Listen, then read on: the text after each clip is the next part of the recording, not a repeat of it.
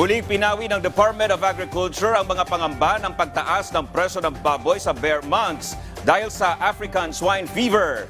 Ayon sa DA, kung may pagtaas man ay minimal lang dahil normal na mataas ang demand kapag bear months. Diniyak din ng ahensya ang sapat na supply pagdating ng bear months.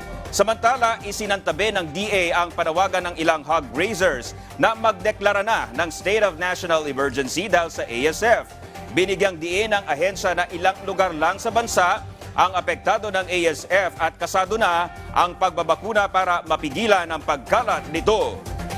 Di naman buong bansa yung merong but the secretary will check on the merits. Bakuna na 350 million is for controlled vaccination. Ang number of doses nun ay 650,000. So, of course, hindi yun, para lang yun dito sa stage na ito ng vaccination procedure natin.